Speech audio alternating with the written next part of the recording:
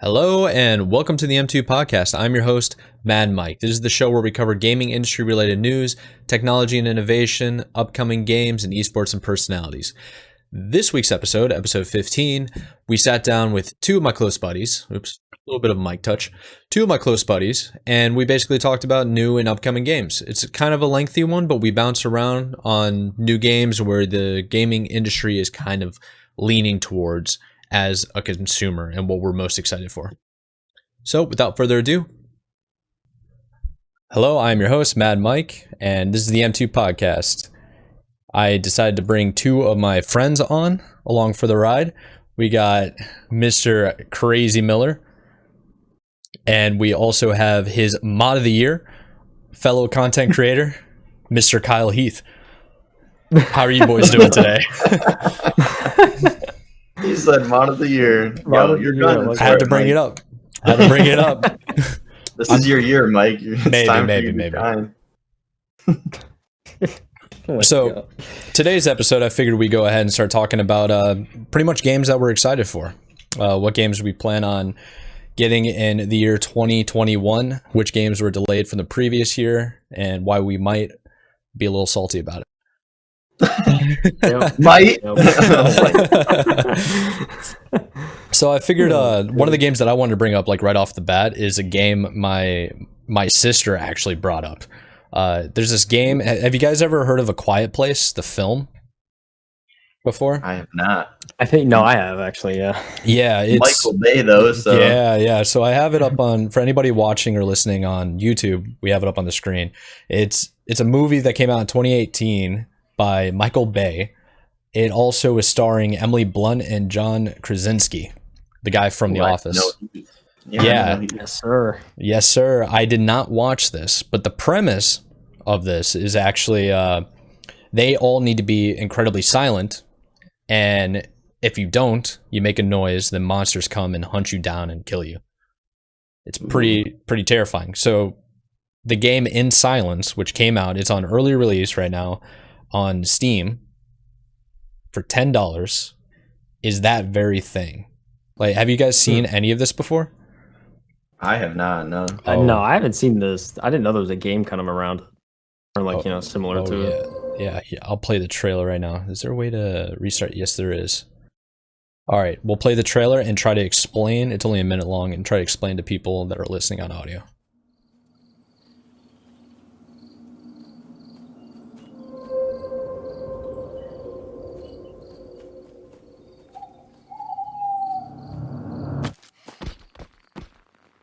All right, so they're walking through the woods, and the man dropped a tire.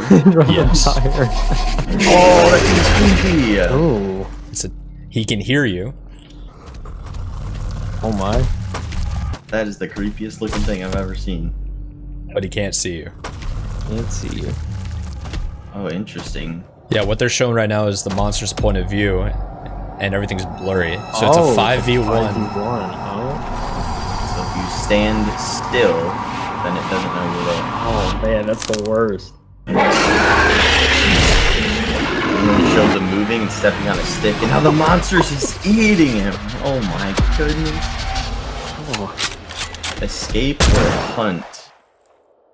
It's an FPS, okay. Silence. Huh. By Ravenhood Games. Ravenhood. That honestly looks pretty cool. It looks like an indie developer. I think it's going to be amazing. So there's one person that's the monster, and then everybody else is the like humans trying to survive. And wait, so this already came out? It is an early release. Yes. Okay. Early release right now. You can get access to it. I kind of want to do it, honestly, tonight. It looks amazing. Doesn't it look good? I haven't gone any further than that because I kind of want to be surprised by it. Yeah, it does look pretty good. It looks pretty scary. Does it have like actual gameplay at all? Like, I mean, I don't even can play it, but like, yeah, there. Like videos of gameplay? You know, this is a rhetorical question. Markiplier, he did. Oh. You know how he's like super big into reaction YouTube videos where he's freaking out all the time. He did one of these actually. Oh, okay.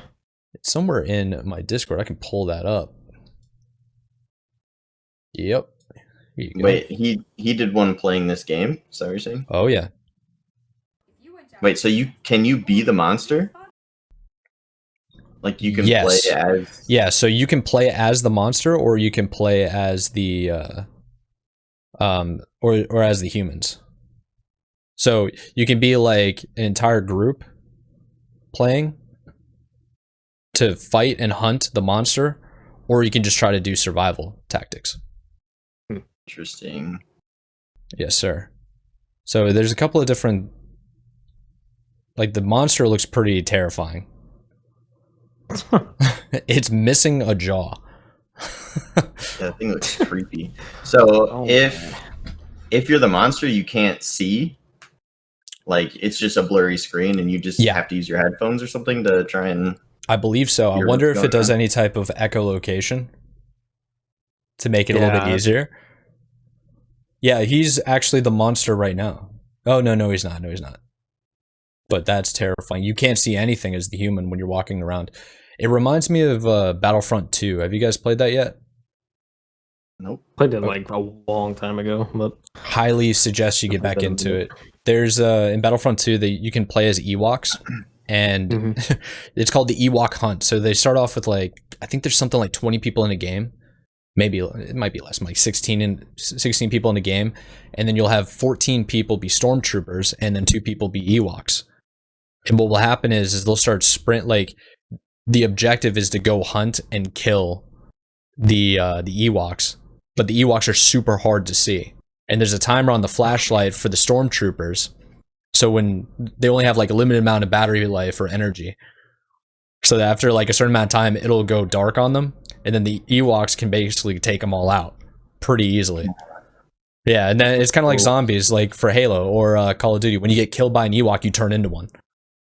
Oh snap! Yeah, it's like infected, I guess. Yeah, it's like it's exactly like infected. Huh. Does this game work the same, or is there only just one monster that has to kill? Was it like 5 people? It seems to me like they're going off of that feel of like Dead by Daylight. You know what I'm talking about? Where it's like you got one monster and then you got 4 survivors that have to do tasks to escape. Right. I imagine that that's what they have to do. Except there's 5 survivors, then 1 monster. I think it with kind of like the scary vibe. This almost reminded me of like Phasmophobia, but I've only really watched that game. Yeah, how's Phasmophobia? Kyle's been the one that's been playing Phasmophobia. Yeah. How's that? Yeah, I mean, no, like Phasmo's fantastic, but it's very much like there is like a killer. Obviously, it's not controlled by anyone, so it's just an AI. But like, you have 4 people, you go into houses, and you try and hunt for a ghost, and that ghost just tries to kill everyone. But it's like, and the fact that it's an AI, like, there's really like once you learn what it does and like how it reacts to things, you can pretty much always win. So it's like it gets pretty easy pretty quick. But I mean, this reminds me probably more of like Dead by Daylight. Like Mike said, I think it's kind of like, you know, in that vein. But, yeah, there's some screenshots here. Let's pull them up. I mean, it looks okay. So there's fuel for some reason. Maybe you can use it to kill the monster. Maybe, yeah, or like, light them on fire. Like either that or that's like an escape. Like maybe you, like, how do you actually win? Do you kill it or do you escape? Like. Because if you escape, you know, it, right? I mean, there were guns, right? So I guess maybe, probably killing it. Yeah, let's try to interpret this. Okay, so it's like that view right there. You got 4 humans in front of you. You're obviously the 5th in this screenshot. I don't exactly know what this is. That could be a trap. Looks like a bear trap. Yeah. To trap the monster. Okay, and then the next view is like fuel, so maybe you can light them on fire. Or maybe. Or there's generators. Generators, some sort of generators too. Yeah. Yeah. The next view though is really cool. That's obviously the monster's view. And it looks like it's super dope. Yes. 3 abilities. So I guess you could still kind of see. It looks like, I don't know, kind of sort of. It looks like in the center they have this radar system where they're like indicators of noise. So maybe when you get closer to where the noise is, you start getting sight. Yeah, probably. Huh. It's a cool concept. Yeah, and there looks like you're fixing a car, and there's a gas tank maybe to put fuel in it. Somebody has a gun. I wonder if there's limited guns. The view of the monster eating somebody. Bear trap. Oh my! Could you imagine seeing that? This for sure is going to be one of those games that a ton of streamers are all going to play, like it's Among Us. Everybody collabing together. Yeah, maybe. Yeah, maybe. Depends on how big it takes off. Hopefully by a lot. Yeah. I mean, it's been out for what, like since October, I think was the release date. So yeah, but it's early release. It's possible. I mean, yeah. I mean, typically stuff like that maybe takes a couple months to actually like spike up, and then maybe gain traction. But I mean, we're in March now, so who knows? I mean, maybe when it goes full release, they'll have a lot of stuff going for it. But I don't know. I mean, the fact that yeah, I don't know. The fact that I haven't heard of it is kind of like, I don't know, maybe it like, because I don't know, like, because you hear about stuff like pretty quick whenever games like blow up. So right, for sure. That's a good point. Like, well, we can actually segue into the other big game that's been blowing up. I don't know much about other than it's a survival game, and it's Valheim. Mm-hmm. Yeah, that's the one that's really blowing up. That everyone just keeps coming around. They're like, "Have you played Valheim yet?" I'm like, "No, I haven't." I haven't played Valheim once yet, and I feel like I'm missing out on the train, like straight FOMO. There were something like 5 million downloads in the first month, man. Yeah, that studio did very well. I mean, it's a small team too. I mean, yeah, right there's the size, but a 5-person team. 5-person, yeah. I mean, yeah. From Sweden, called Iron Gate Studio. And yeah, I mean, I don't know. Like, I played probably a couple hours of it, I'd say, like so far, maybe 3 or 4. And I mean, I could see like why people enjoy it. It's very much like just like Minecraft in the Viking world, and there's like a little bit of lore that you can kind of read up on through like stones that are presented in the world, and there's even a little introduction and stuff like that whenever you first get on. But it's very much just like what's so cool about it though is like similar to Minecraft, you literally can just like you just go out and explore and learn as you go, and it's very much like the discovery of everything is what makes it fun, because like you walk by a cave and you say, oh wait, what's in this cave, and then you go in, explore, and yeah, it's you see like all sorts of mobs and stuff. It's got like bosses too. Yeah, that's what I was gonna ask. Is it like, do you kill other players, or is it like killing bosses to get like loot and stuff like that? Or I think there is a PvP aspect in it, but it's one of those things like you can kind of toggle on or off.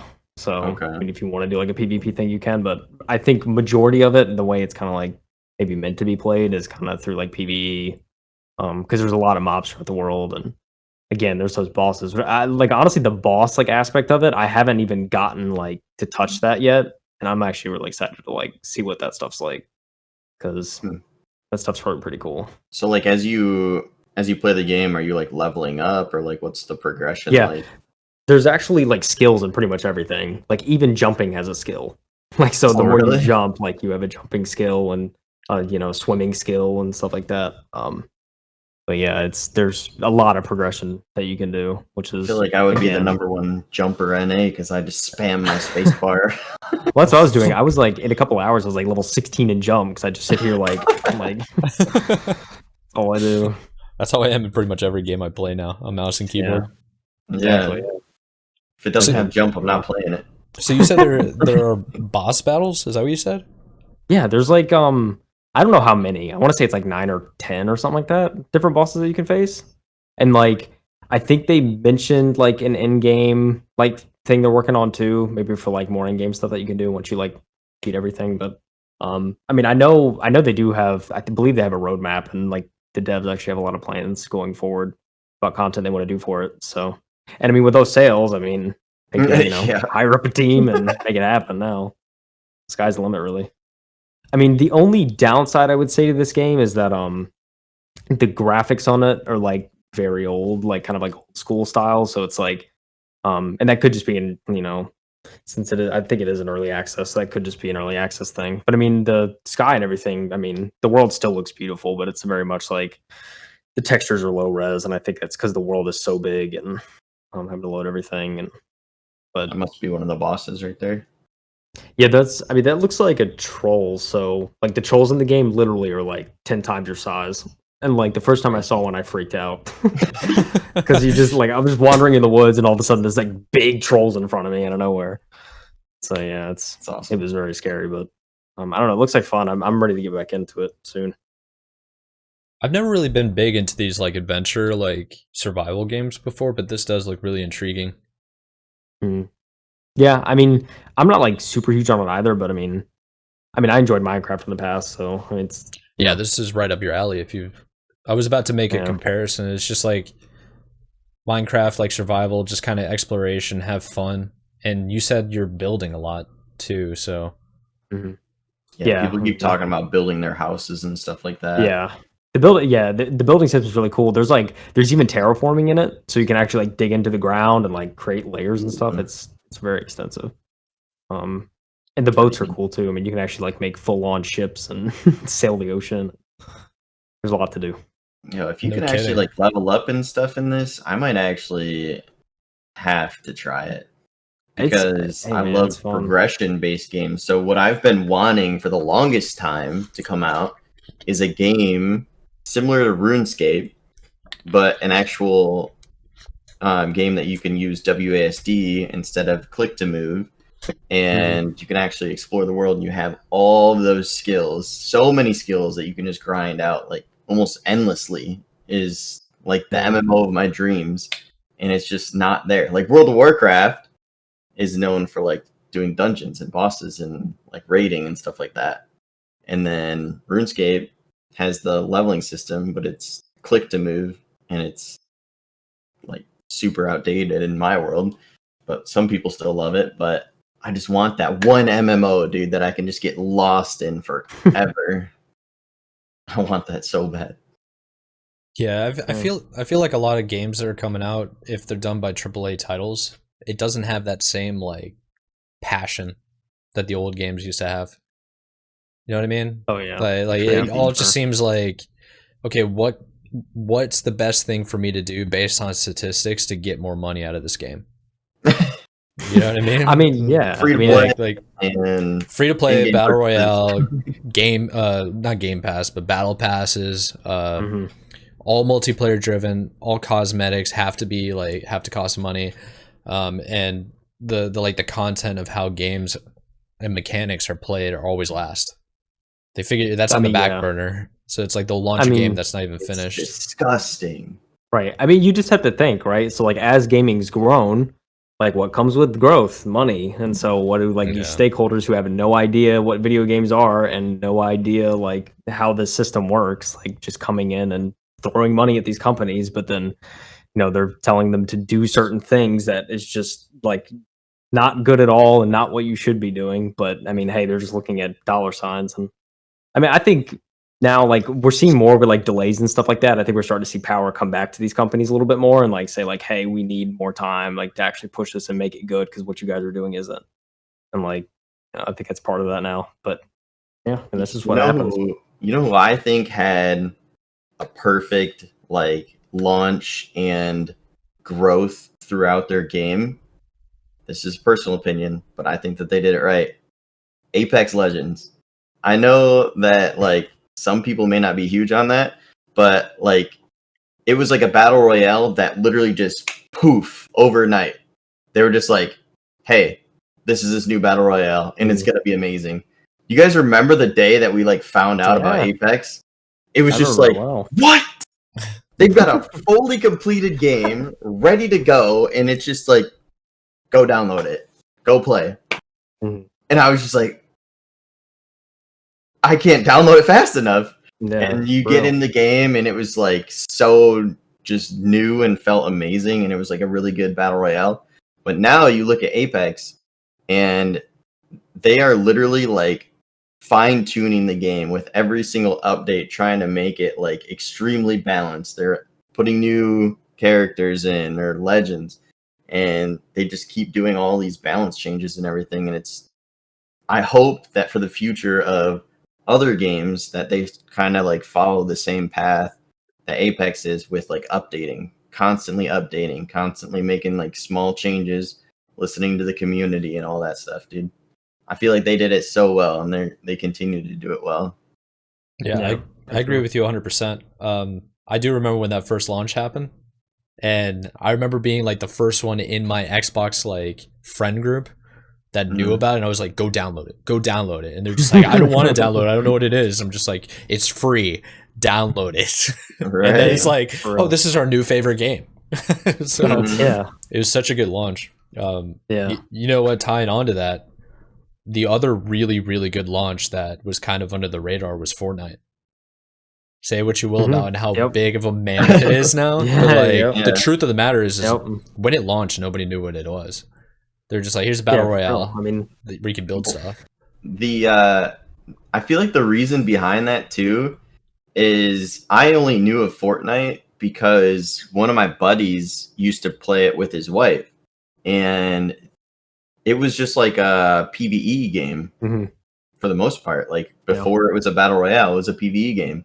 So they used to play it as like a PvE game, like casually, and then it became a battle royale, just kind of like out of the blue. So like nobody really knew. Right. It was like so like new and like small because it was mainly a PvE group that went to battle royale.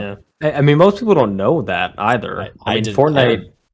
I think Fortnite released, like, there was trailers. I can't remember the date of the first trailer of Fortnite, but it was for the Save the World, which is their PvE like platform. And when I think it was like June or July of 2017, I think is when that game came out. And so, when that launched, like it really like I never heard of it until the BR came out, obviously. But like I didn't know that like beforehand that it was only PvE. And then like September that year, they dropped Fortnite. I think they dropped the PR with a price tag too. It wasn't free at first. Like they were like, you had to pay like like $20 or $30, something like that.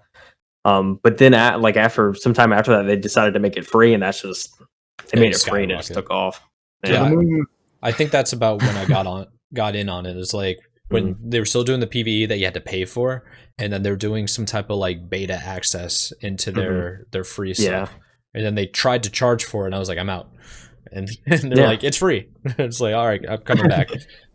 Yeah, bro. I mean, the free model works so well, and Fortnite literally proved that the free model is like the best model, especially with the battle royale now. It's like can't even charge anymore because I mean, like the height of the battle pass though, I think they were making like $10 million a week or something outrageous on Epic Games. It was like, it was gross, man. Just off cosmetics that don't impact the game at all.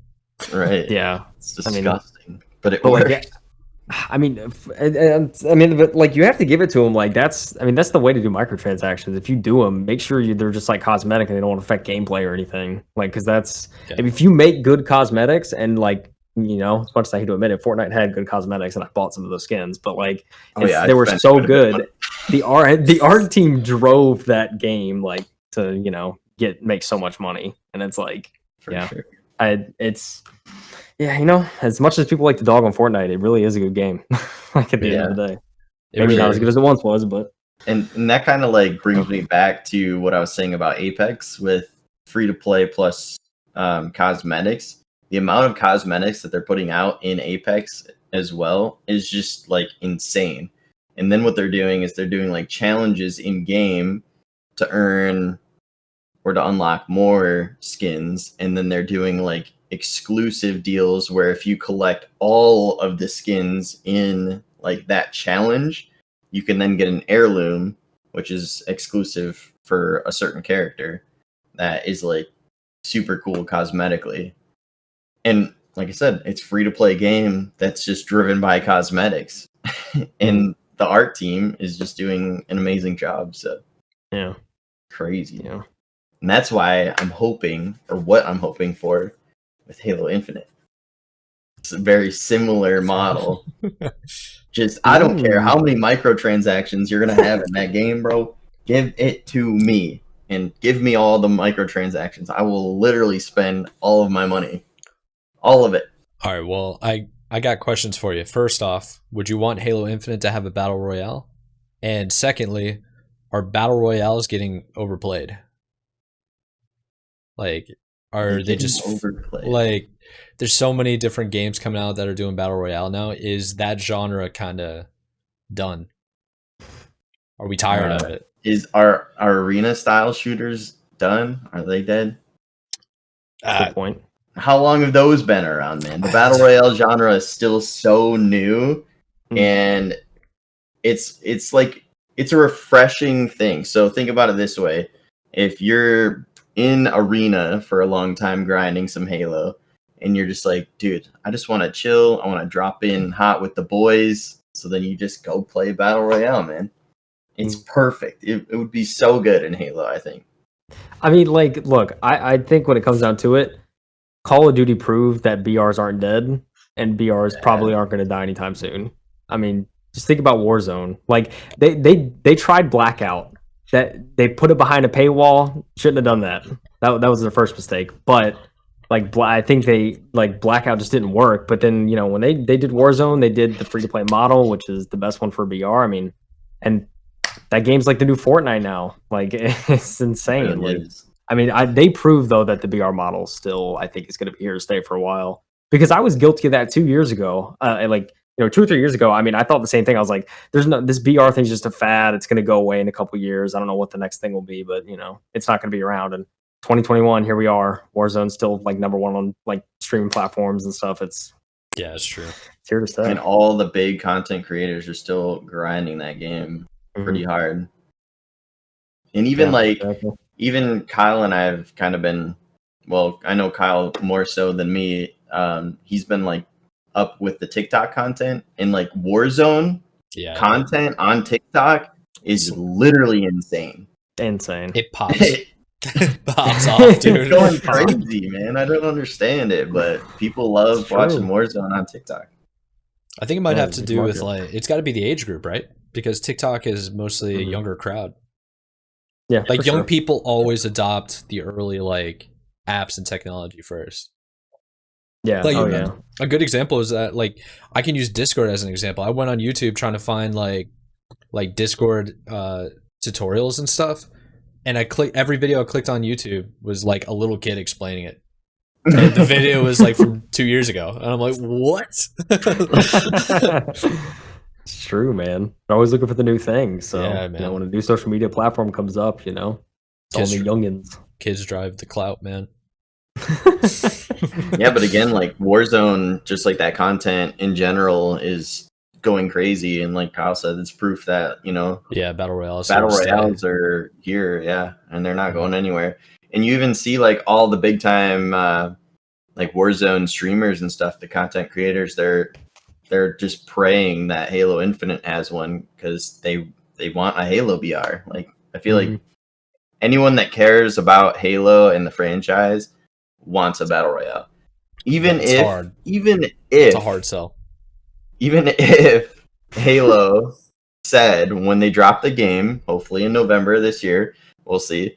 Even if they say, all right, we have a roadmap and this is what it looks like, and battle royale is not for like another year, I would be happy with that. I'd be like, all right, I can play arena comfortably and dominate in this game until battle royale comes out, and then that'll be like a nice transition, feeling like maybe a year burnout phase going into battle royale. It'd be perfect. That's a good point, actually. Like, let me state my stance. I am for battle royale in Halo. I am. You for sure. Are okay. 100%. I think Halo is made for battle royale, and there are a lot of people that will not admit that, especially the old heads. And I say the old heads because you two know that I'm a little bit involved in this Halo 2 competitive community, and none of them really want. I can't speak for all of them, but I would say there's a big group of them that do not want a battle royale because it's like the way they view it. It's like it's the new fad, like we just talked about, which is why I let in and I asked the question, like, what do you guys feel about battle royales?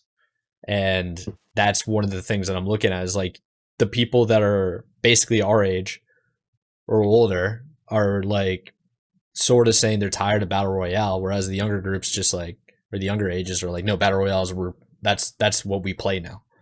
It's like it's no longer arena shooters, it's battle royale. So I mean, it is the future. Like I said, if they do it well enough to where you can just like be playing arena or just switch over and drop in wherever you want to, I feel like if they nail it and they do it really well, and you can have so many like micro communities. Like I'm still learning in like Halo 5 how many different communities there are. Like there's the infection community, like it's large. Like they all know each other within it. There's like the Forge community. There's like the Warzone community, and then there's like the Arena community, and there's just like so many micro communities. So like if you have a game that has like battle royales, think about how large that community is going to be. It's That's just true. crazy. That's very true. It's where everybody can like, dude. I just had an epiphany. It's the cafeteria in high school when everybody had their own cliques, right? So like everybody had to go to the cafeteria. It didn't matter who you were. You had to get your food. That's what Warzone can be. Everybody's got to mingle. Well, and just like it is now, I was always the kid that just went to every single group, said hi to every single person that was in the cafeteria, just friends with everybody. So that's kind of how I'm gearing toward in like Halo 5, is like meeting people within all these other communities and trying to like get involved with them and stuff.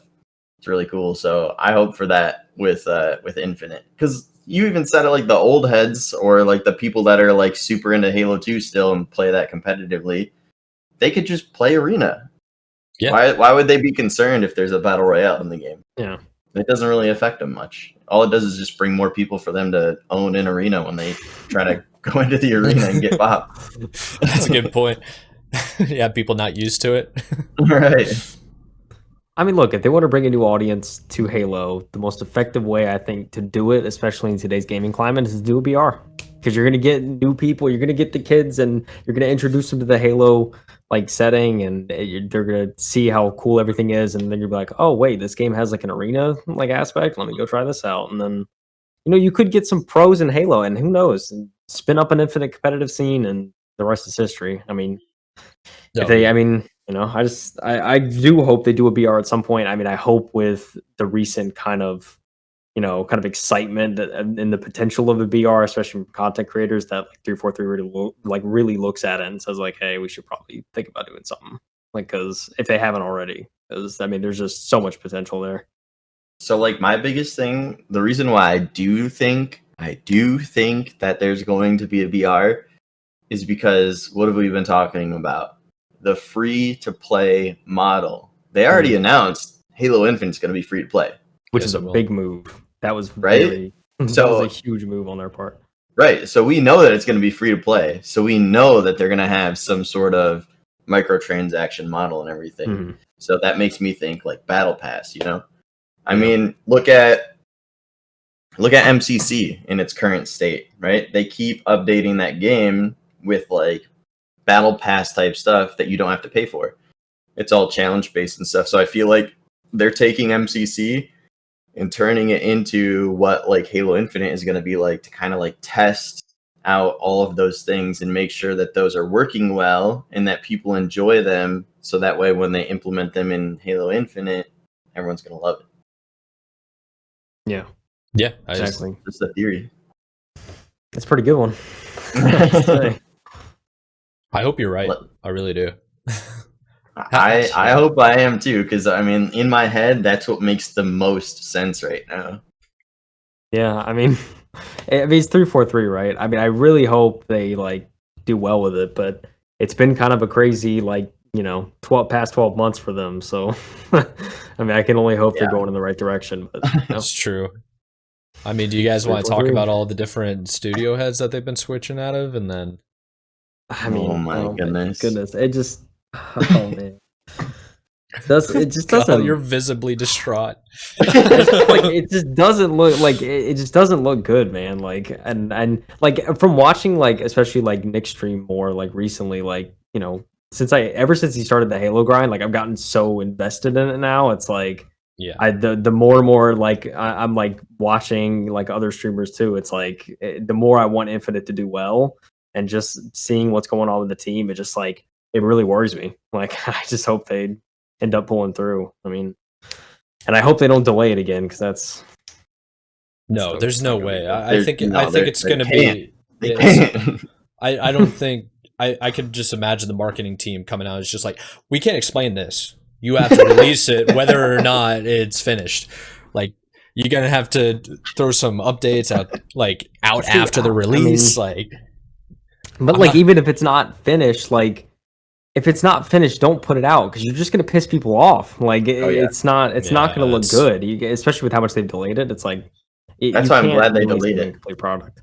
Yeah, I'm glad they did too. And I mean, if they do it again, it's going to be like, oh, well, this sucks. But I mean, I'm glad studios aren't afraid to delay their games now because I think that's probably the best thing about it so far. I agree with that. Yeah, because it's one of those things. Every time a game gets delayed, I don't see I genuinely don't see hate. Like, there's some people who just are idiots, but like for the most part, I think like majority of the people are saying like this is a good thing. We need to encourage this more because you get like the anthems and. I can't even think of anything else that comes to mind right now. It's like, yeah, Cyberpunk. Yeah, I mean, you're right though. Like Cyberpunk was, that was very bad too. I mean, yeah. Also, I brought up Battlefront 2 when that launched in 2017. It was basically unplayable for like the first year. The campaign was really, really good, but the multiplayer was busted. And they still have a tremendous amount of glitches that EA basically said, okay, it's done. No more engineering team. Hands off and walk away. It's like I'm over here getting into games with Emperor Palpatine with no hood on. It's like that's not an option. It's a glitch. Like come on, man. Amazing, by the way. Was it Battlefront 2 the game that had that loot box issue that really changed the loot box aspect of everything? Because dude, there's a game I can think of today that has loot boxes that annoys me to this day. Smite, and Nick will probably know like that. That game with the loot boxes, they still charge loot boxes to this day. Has it been out for like 15 years? It's been out forever, and they still hold a loot box model. I'm like, you want to like get more people? I feel like it would help at least a little bit to like try and get like players back to just drop the loot box model and just go to like either pay for skins or find an easier way to get battle pass. Turn it into a battle pass. They have a battle pass. They have do. Oh my goodness! And they still have loot boxes. Like it just, I don't get it. And it's like literally all they have to do is just like drop the loot boxes, find a better model, and like you'll get people to enjoy your game more because like you want. I don't know, man. Like it's.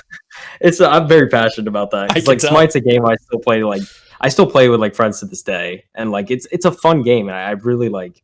I wish they would get a bigger audience because we're still able to find games, but it's like it's going to get to the point where like people just think what's the point? There's not complaining. And when Smite was still new, the production and everything was literally very good. It was like high-end esports production. And it's just I guess they couldn't drive players into the game. I mean, I stopped playing because I just the updates that they were doing to the game with the maps and everything, I was just like, I don't like this. Yeah. I'm just gonna stop. And competitive was fun to watch too, and they had the SPL every year, and I'm sure they still do. I mean, it's like it's very high production. They put on a great show, and it's fun to watch. Like especially like in game, it's just the whole thing is fun to watch. And I don't know, man, it's never gonna happen.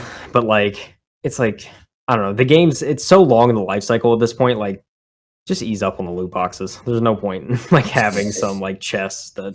I have to spend $4 or something to get a roll that I can potentially get the skin I want. It's like, I don't know, it's dumb. I think that's one good thing about like social media nowadays, especially with like micro or just like large influencers, because everybody has an opinion now, and if you get enough people to agree with your opinion, that'll go viral and it'll go straight to the developers, and people will just start tagging like the studios. You know what I mean? Like loot boxes are a sham, and then like tag EA, go tag Valve, like just go after everyone.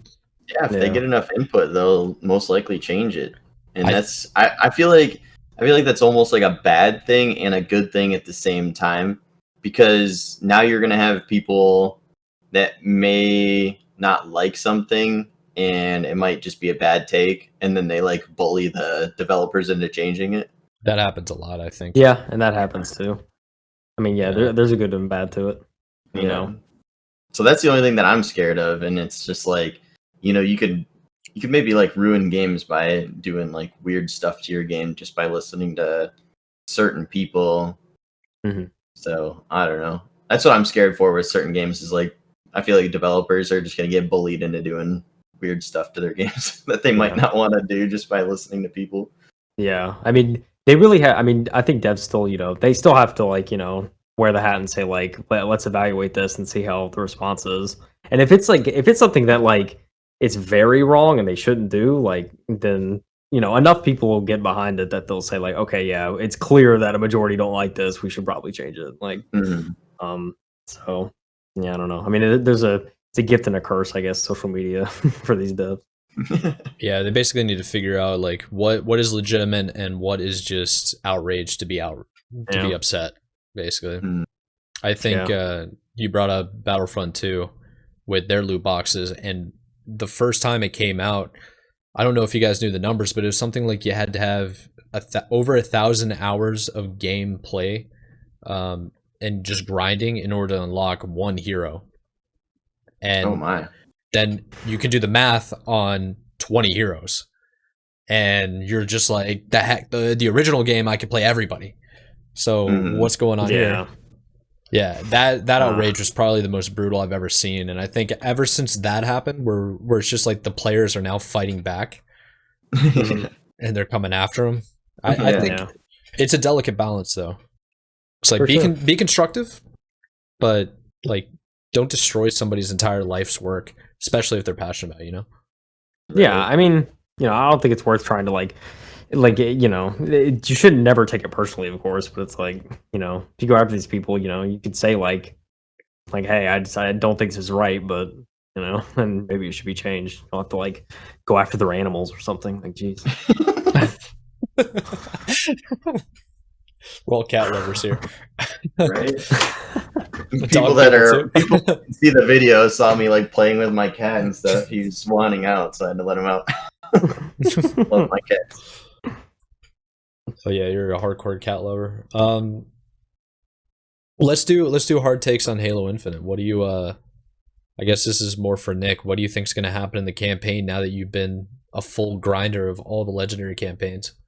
Oh my goodness. Dude, honestly, all right, so I know this is kind of off topic of what you just even asked me, but like I didn't even realize how much like lore there is with all the Halo stuff.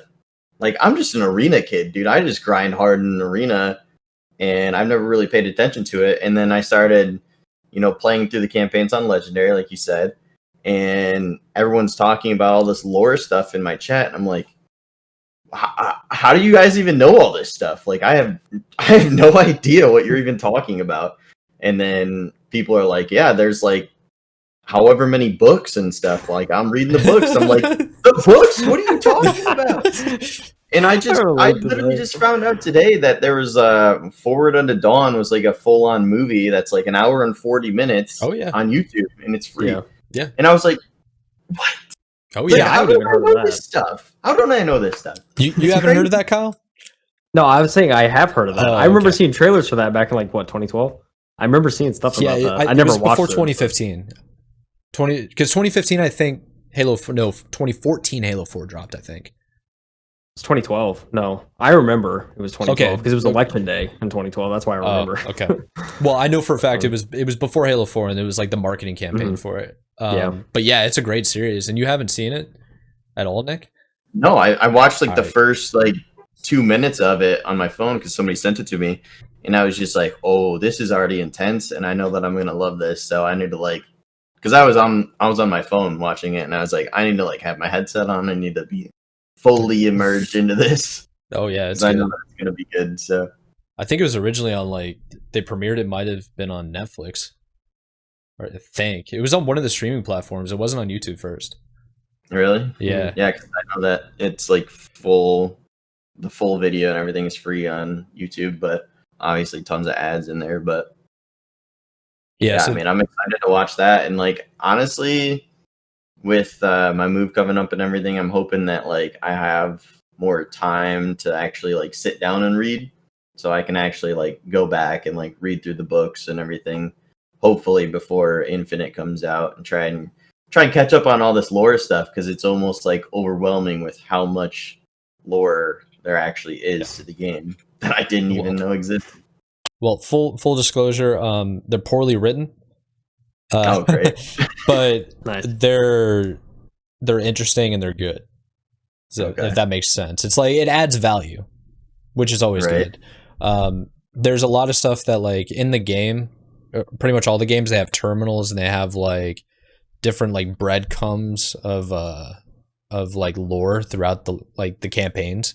So you can Mhm. kind of read those and you get more information on what's actually happening. Because they have like the surface level stuff. It's just like, okay, go here, kill this bad guy so that we can protect humans. That's kind of like Right. what's going on. But then you find out it's like who the bad guy really is. And then you're like, oh, let me sympathize with them.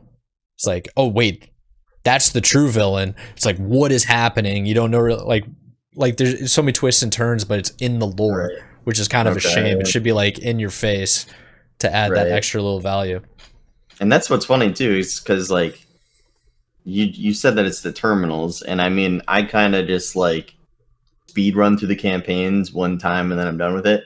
So like the terminals was always like an achievement thing, I think, right? You had to Yes. access all the terminals. Yeah. So like I would randomly find some in game and then I'd be like, I'm not reading that, and then I just move on. Yeah. So that's why I know nothing about lores. I'd like speed run the campaigns, not pay attention to anything going on, just disregard the terminals, don't even read it. Like, and that's just how it was, man. I know Kyle as like a story driven type of like streamer and content creator over here is just shaking his head like there's so much lore you could be doing right now. Gotta read everything. You gotta Check every corner. You know what I'm saying? It's like you can't just And- know the person's name. You gotta know their entire ancestry. Find it. That's what's funny too about like so now that I'm starting to get interested in that kind of stuff, watching Kyle's streams have like helped me like understand that better, because watching Kyle's streams, he plays more of those story driven games and he's always looking for like the additional content and stuff like that, like trying to make sure he discovers everything before moving on to the next portion. And so I'm starting to see that more and more, and I'm just like, man, this is actually how we should be enjoying the games, not just like boom, speed run through it. Like, Yeah. like I've been doing. I just empathize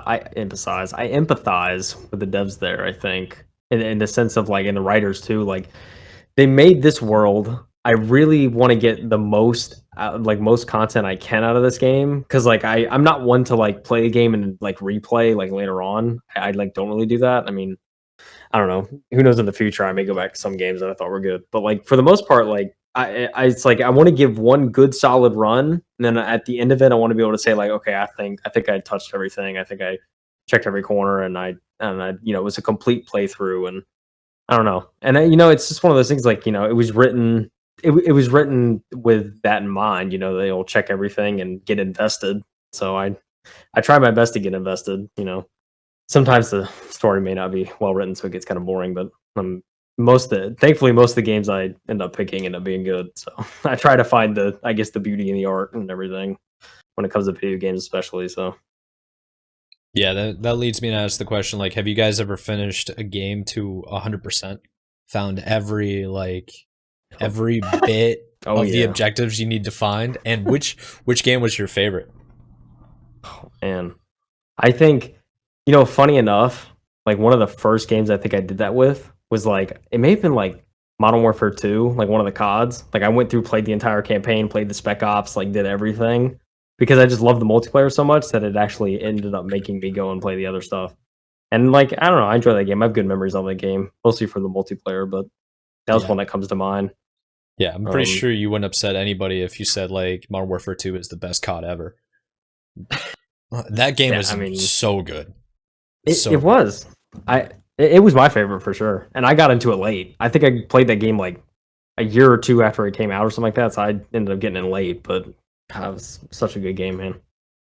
So let's see, 100% games. I think there's only two that I can think of. Halo. One when I was younger, like 100% completion would be Super Mario 64. And then classic. A recent one, and the only reason I remember it is because it's recent, is Super Lucky Tales. My daughter started playing that, and when she would get to a part where she couldn't really finish, she would hand me the controller, and then I'd do it, and we like 100% completed that game. So made sure everything was 100% before like fully completing it. But Nice. that game was pretty fun. I think I've heard of it. It sounds familiar, but I don't think I've actually played it. I haven't played it. There's another game. I think this is it. Island Saver. Yeah, Island Saver is a game as well that my daughter and I, we just 100% completed. This game is pretty fun, like a casual game. And it's funny too because I was playing this game.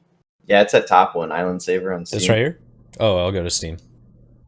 Let me switch over the screen right so the people on the YouTubes can see. Oh yeah, it's my gosh. There. Old school graphics. Let's go. Yeah, but this game was really fun, especially to play with my daughter. So pretty much what you're doing is there's like garbage on the ground, you know, all over the place. And you have like this recycling gun that you like collect the garbage. And then there's animals too that you have to save. And then the animals become your friends and stuff like that. And it's like a really fun game. And you have to like collect coins. And then it's even funny that they have like the tax man. As you collect coins, the tax man takes his portion and stuff. But it was super fun for real life. Yeah, I know. I was like, dude, this is crazy. But you can see up in the top left corner, it says 75% area clean. So you like have to 100% the area to move on to the next part. So you have to clean up everything. You have to save the animals. And so we 100% in that game. And it was so fun that they have DLC that was like $5 per DLC. And we just bought the DLCs just because it was like a fun game to play with, you know, my daughter who's 5 years old. So it was a fun game to play with a 5-year-old. Yeah, it looks perfect for a 5-year-old. Like it looks like a really good game, seriously. Yeah, like the colors and everything are super fun. So you beat this to 100%? Yeah, this was a recent one. Even my wife was playing it too. So like I'd be done streaming, I'd go out there, they'd be playing this game, and then I would hop on, or they would hand me the controller and I'd start playing it. And it was a fun like family game. So like you'll be playing and then those monster guys will pop up and you have to like collect water and then shoot them with the water to. That sounds like it's taken straight from like Super Mario Sunshine. Yeah, you ever played that game? No, I haven't. Oh, it was. Have you ever played it, Kyle? I played a little bit of it, but it was like maybe 30 minutes of it. You guys disappoint me. It's like Nintendo 64 was it. I stopped playing Nintendo after that. Bro, you see this? I got a GameCube right here. I have one too. I could probably go find it. I didn't play much GameCube. I only played like the Super Smash games, pretty much. I don't know. Yeah, like I'm gonna be honest. I wasn't like, and even to this day, really, like I just there's something about like Nintendo games I just can't get into. I don't know why. It's like I think I beat Mario Galaxy. That was the last like Nintendo really game I beat. Or the first one. It was a really good game. And then like 2 came out and I just never played it. I don't know. There's something about it. It's like Zelda too. I tried getting into Breath of the Wild and I just couldn't do it. I don't know why. It's actually funny too because we bought a Nintendo Switch and we had one for a while, and it was just like all the games are super expensive, and then once you have the game, it's just like not as entertaining as doing other things. So I just never played it. And we don't travel or go anywhere all the time, so it's not like I need to have something that I can play while I'm traveling or whatever. So it just kind of didn't work. I did not know you. I didn't know you guys felt like this about Nintendo. Disappointed. I don't know, man. It's like I feel like weird saying that, not because like, and because like my friends, like I have other friends that like love Nintendo games too, and I don't know what it is. I just like can't get behind it really. I mean, I have a buddy that was trying to get me to get 3D World because that came out recently. I mean, it's co-op, so like maybe, but I don't know. You know what would make me play Nintendo games more while I had that Switch is if there was some sort of like Xbox, what is it, the Game Pass. There was some sort of Nintendo Game Pass where I could pay a certain amount a month and then have access to like all their games, then I would do something like that. But to pay like $60 a pop in a world that majority of games are taking like free to play model, and even like $20 or less is what majority of games are even coming down to. And then Nintendo's still like, nope, $60. It's crazy. Yeah, I mean, they have some for like retro games. So like if you get their family plan or whatever it is, like you have like a whole library of emulated like retro games that they put out like on the NES and whatnot. But yeah, as far as I know, like in terms of modern day titles, I don't think they have anything like that. Crazy. Sucks. My favorite game on the Switch was actually I love Tetris. I love the Tetris games. So they had the Battle Royale Tetris game. Dude, that game was fun.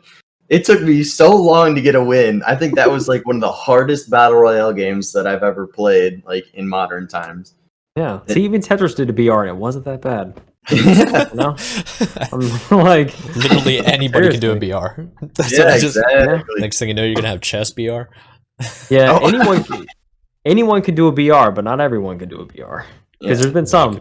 High Res, same studio that did Smite, Realm Royale. How long did that last? Yeah, not that long. Yeah. Yeah. And also, the other one, I think it was Radical Heights. You remember that one in 2018? Lasted for like 2 months and the server shut down. Let me find that. I don't even remember that one. Radical Heights. Oh really? That was huge with like streamers. It was kind of fun. I'm not gonna lie. Popped off. Yeah, it was kind of fun, but it did server shut down pretty shortly after. Because I think it was something that that one dev made. Like it's like Cliff something. I forget his name. Cliff Blazinski. I don't know. Yeah, he's apparently he was like one of the main like leads behind it. Oh my god! I saw this for like 2 seconds on it's Twitch. Like the nice 80s vibes. Yeah, let me switch over. If literally Dr. Disrespect was a character in this game during his like, it was literally his. Oh man, it was his scene too, man. His style game. That poor guy, man. Oh, okay.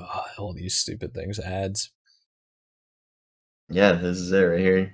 I didn't play him. Yeah. I don't think I ever played it. I just watched it a lot on streams. Yeah. I tried it first day it came out. I remember. It's pretty good. One and done. I enjoyed it. Yeah, I think I actually played it like multiple times. I don't know. I didn't mind it. I thought it was okay. I mean, it was kind of like movement was a little clunky, but other than that, I didn't think it was like it wasn't like Realm Royale. I got out of Realm Royale faster, I think. I don't even think I played Realm Royale. Can't even say it. I remember watching Summit play it, and it looked like a ton of fun. And then I kept watching him, and then I was like, "Yeah, I'll just keep watching. I don't want to play."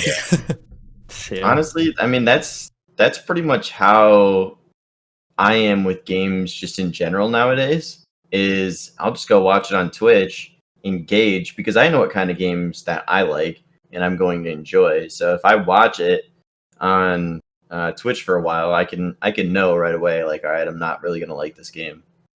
I don't really want. I have no interest in like purchasing it or even downloading it. So that's like the power of streaming now. Is like you can tell by just watching a game.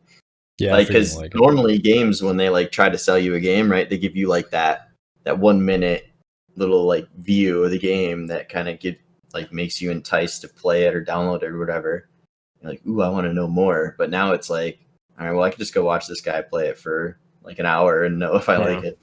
Exactly. It's a long form format, dude. Especially for like games. Like it's the real way of like checking if you want to play something, and it's the real litmus test, honestly. Yeah, it's true, because all the stuff that we're getting from like the developers or the studios are just the curated what they want you to see, because they think it like, okay, this looks like the best angle, this is the coolest explosion, this is the coolest action that's going on.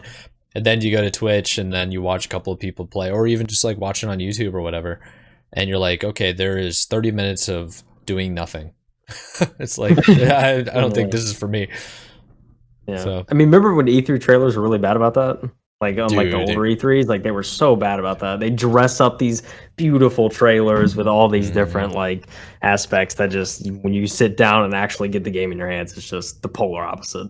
Dude, there were a couple of games they were doing trailers on like of gameplay off of a super PC, like a supercomputer. taking that gameplay and being like, this is what the PlayStation 4 can do. And then you see it, and it's like your PlayStation 4 is catching fire. Like, you can't handle it, like dropping all the frame in the corner, like it's, got a lawnmower in your room. Like I mean, Cyberpunk. Cyberpunk was kind of especially on the base console. Good God! But like one game that came to mind for me, or I guess two that come to mind. One was No Man's Sky. Remember when that game was shown at E3? It was like, oh, dude, this looks so sick. And then you get in and like the procedurally generated like monsters or whatever that or the aliens with like a horse like with like wings or something. That was like a really popular meme that came out of that. It was hilarious. And then I think another one was Watch Dogs. That like on E3 it looks so great, like the colors, it looks so colorful and fantastic, and then you get the game, it's just like dull and just like the gameplay wasn't really there. It's just like, geez. Yeah, I think people forget how bad of a launch that No Man's Sky was. It's terrible. Like people, I when Cyberpunk basically imploded late last year, at least for like Xbox One and PS4.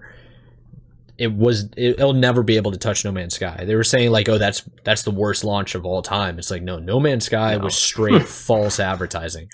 Yeah, and that's the thing, they overpromised. Like they said they were gonna do all this stuff, and it was legitimate, like on the verge of false advertising. When that game actually dropped, that was probably one of the worst. I mean, it was like, and like, I mean, you want to talk about like bad launches too. I mean, Fallout 76, another franchise I loved, and then 76 dropped. It was god awful and just not tested, and there was like zero lore, and it was just terrible. I've never seen recently hyping up No Man's Sky. Yes, like they've done a lot. I will give them that. Okay, yeah, let's touch on No Man's Sky and then go into Fallout. We're just this just turned into the roasting section. Go. All right, so No Man's Sky is an exploration survival game developed and published by Hello Games, indie developer at the time. What was the name? Sean Murray. Remember that name? Sean Murray, yep. Oh, he's like the main head. This poor guy. Okay, so he promised that the game would be, they had like algorithms or an AI that would automatically generate and like create different planets, and it was an infinite universe in space. And they were saying anybody can, like everybody's in the same universe, and you can run into people, but it's highly unlikely that will ever happen because it's too big. And it sounds great, right? Yeah, it sounds great. It sounds amazing. I was hyped for this way back. Like, like you hear that, you're like, dude, your wheels start spinning. You're like, oh my goodness, like, what could we do? What else did he say? It was just, so through the game's procedural generation system, planets have their own ecosystems with unique forms of flora and fauna, and various sentient alien species may engage the player in combat or trade within planetary systems. So it's like think EVE Online, basically, what a lot of people, like that game's been out for 15 years, and if you don't know what EVE Online is, I highly suggest you Google it. But it's basically like an entire sandbox game that has its own economy. And that's what they were pinning this to be, but it's going to be like first-person shooter. And it looks cartoony graphics, but it's like Nintendo cartoon, where it's just the art style. And everything I described that built up hype wasn't there at launch. Yeah, at all. Like none of it. Like they said, like, co-op, so no co-op. They said you'll never find another player. Within the first 2 hours of the launch, they had 2 players on the same planet at the same docking station taking pictures of their screen and being like, yeah, my friend and I can't see each other. We're at the same place. Yeah. That was the thing too. It's like literally the same place, weren't there. Yeah, but so bad. Oh man, it was so bad. It had to be the worst launch of all time. It came out August 9th, 2016. But apparently now, everything that I described that it should have had, it does have now. It just took them 5 years. It's just 5 years, you know. It's 5 years. It's just an extra 5 years of work, you know. But it's Wikipedia. I mean, they've made strides, but it's like it's one of those things. Like you have to get the launch right, man. Because if you don't get it right, then like you're not going to be nearly as successful as you could have been if you get it right. It's just so important. So they first claimed their system would have 4.3 billion planets. Jeez, that would be amazing. I mean, like I said, it sounded great, right? almost too good to be true. And what happened? Yeah, it was too big. It was too good to be true. And it was on all platforms, wasn't it? I think so. Yeah.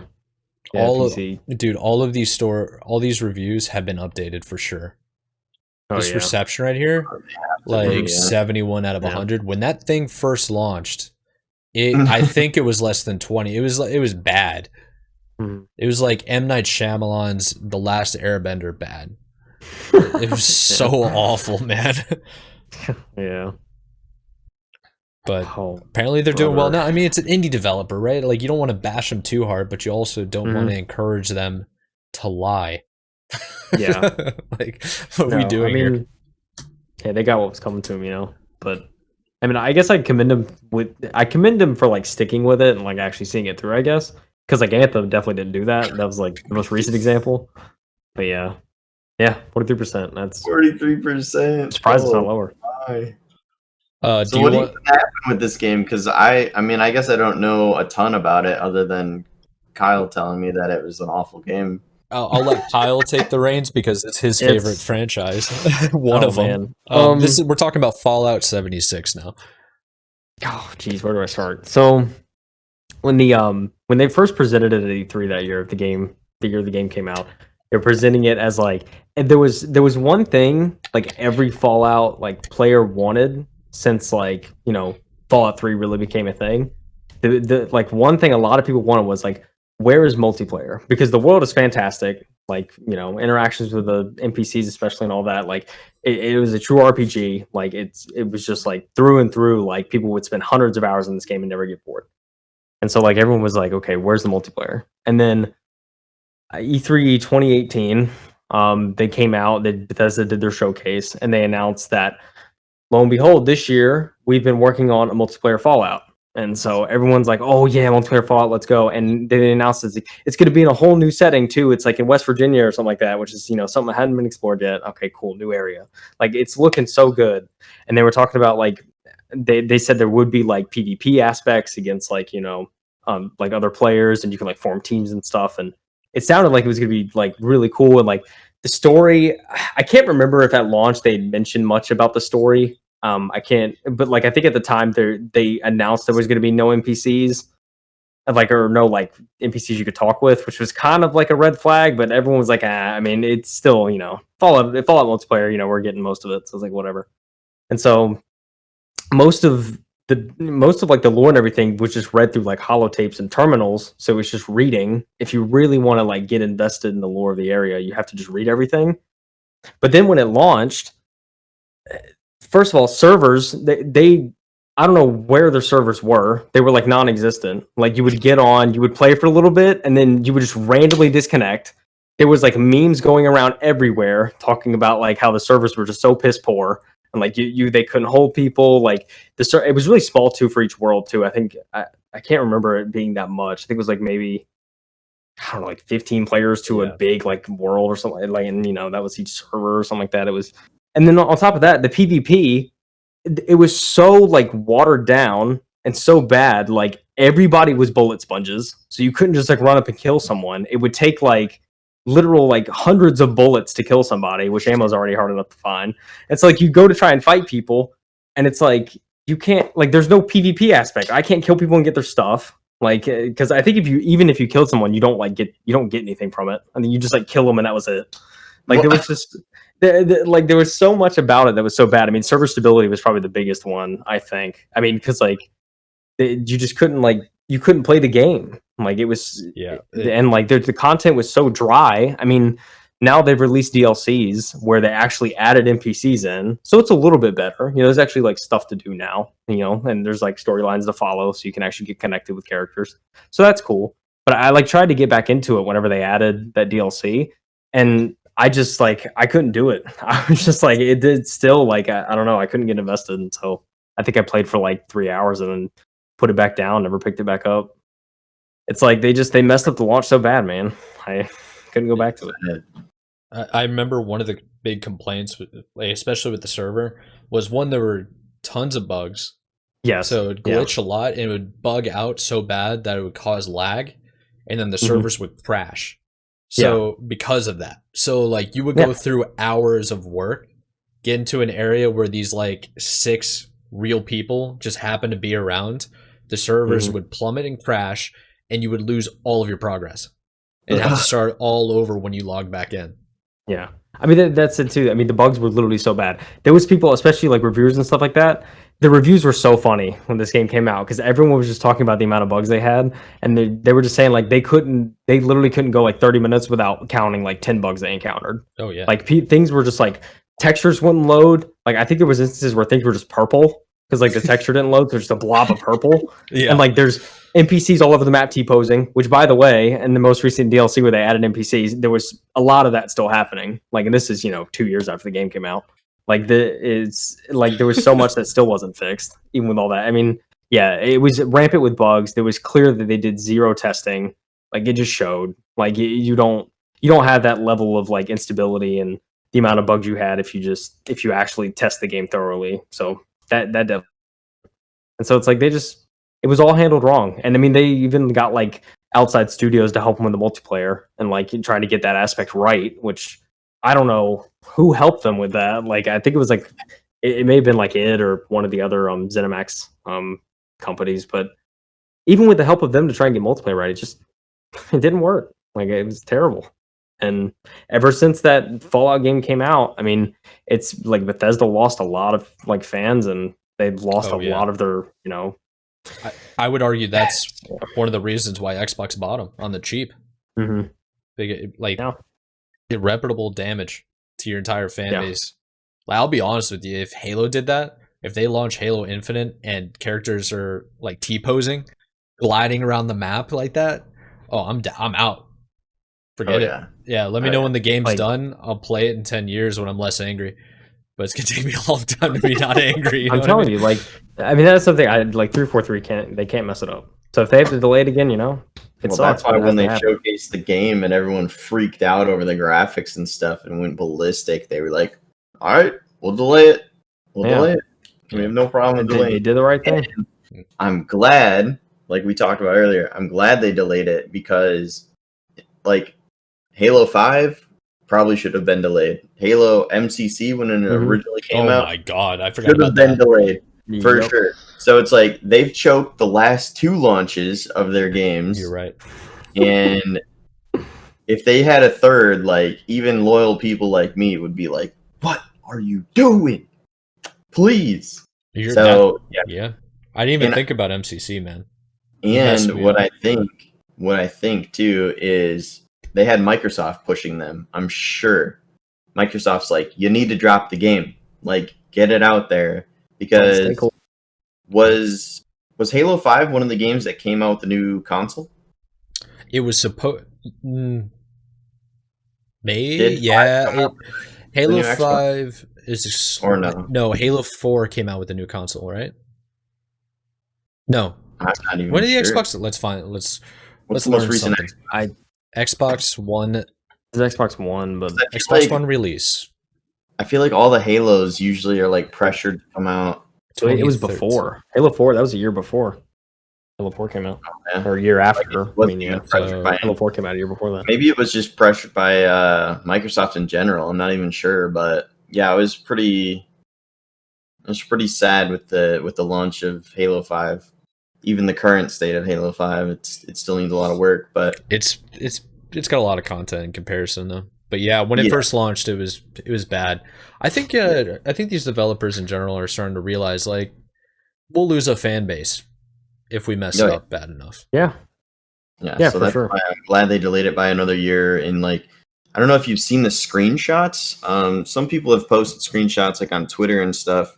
Like what Halo Infinite looked like at the last showcase that they did. And then a comparison picture as to what it looks like now. And it's just like, you can tell that they're actually putting in the work and making the game so much more like detailed and everything. And actually, you can see that they're actually doing work to the game. And if they released it back then I don't think anybody would really be happy. So yeah. I think from like I'm not a developer, but I would imagine like the easier thing to fix is the artwork. but the mechanics and like how the game feels and how the game moves matters way more. Because like I'll still go back and play a glitchy game like Halo CE, but because it feels good, like I'll keep coming back. Whereas like Halo 4 kind of felt clunky. Halo 5 feels clunky. I don't really miss it. I'll get on to play with friends, but you know what I mean? Right. And going back to the art style thing too, I mean, the recent game that you've been playing, that platformer game. Yeah, I've been playing what's it called? Killer Queen Black, which is essentially a port from an arcade game to console and PC. That's basically what it is, but they're two different developers that did it. It's the arcade version, and then it's the people that did it for like at-home use on like traditional systems. And so again with the art style and the graphics and stuff, like the graphics aren't like amazing because it's an arcade game, but the playability and the fact that you can have a ton of fun playing that game is what people care about the most, like the mechanics and everything. Yeah, let me pull this up so people can actually see it. It's literally a pixelated 2D platformer. And I could care less because it feels amazing. Like that's part of the graphics right there. Yeah, it's the snail that you ride to victory. Yeah, like these graphics look like they were done in MS Paint. Yeah. Like they're literally that pixelated. They're like 8-bit. And I'm for it. It's all, I mean, the animation works, dude. So yeah, I mean, as long as the core mechanics are there, I mean, you could slap whatever you want as long as it's what you want in terms of the art. As long as it works, man. Yeah, like mechanics, like I can go back to Apex all day, every day because like the mechanics in that game are just so smooth and everything just feels so good playing that game. Yeah, I mean, I love the movement in Apex. I always have. Yeah, that's like one of my prime examples of like keyboard and mouse game that just has like incredible mechanics. I'm sure it works really well on controller too, because but I just don't play it on controller. So yeah, I keep getting bopped in Apex Legends when you guys are playing. It's not fun. I need to get my settings right so I can actually play with you. I had one game. Last game I played with you guys, I put in the controller. I was like, I got to get more comfortable with this. Got to keep up. You guys are goated, man.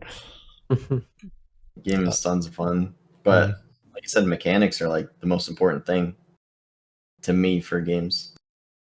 Yeah, for sure. I mean, that's it's literally the foundation. So you have to get the foundation right to build the rest of the house. So. It's a shame. There's clear, obvious developers that have skipped that section.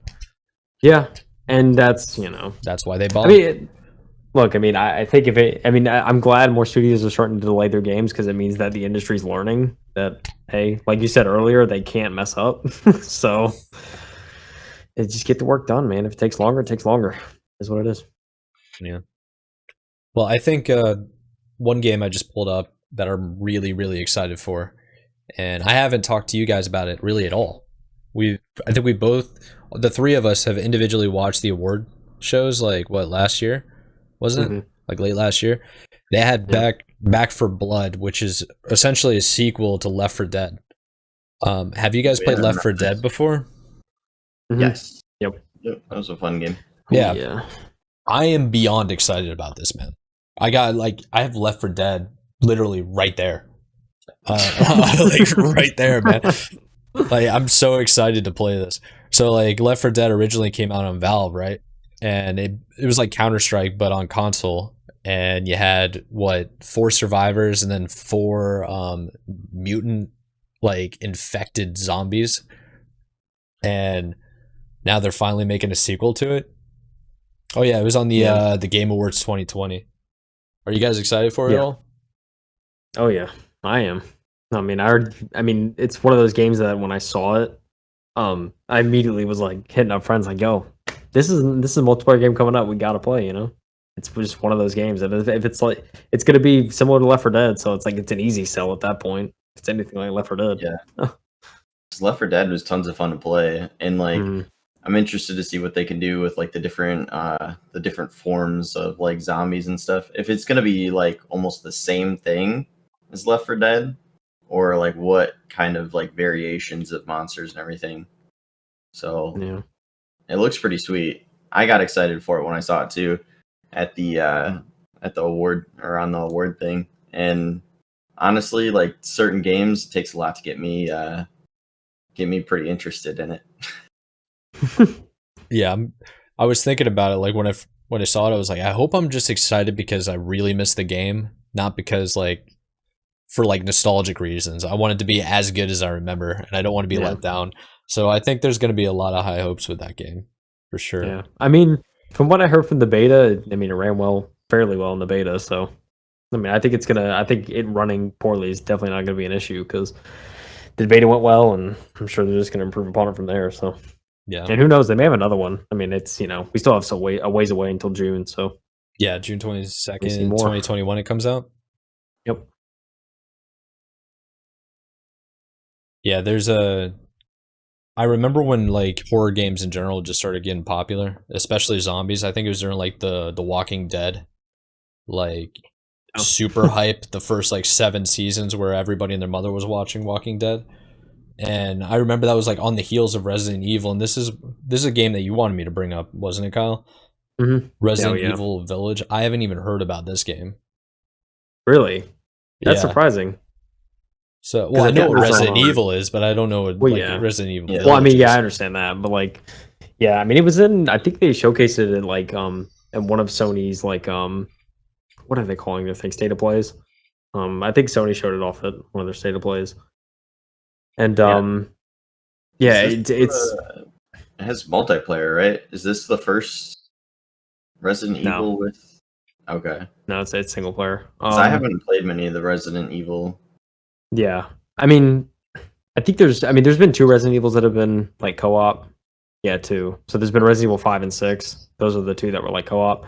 And like I loved 5. 6 was too like over the top actiony, and most people didn't like it. But when they made 7, they kind of came back to form in terms of like single player horror, and they went with a first person perspective, which is like I think the first like Resident Evil game to do that. And I think they got most. If I'm being honest, I think they were just mostly inspired by PT, but that was.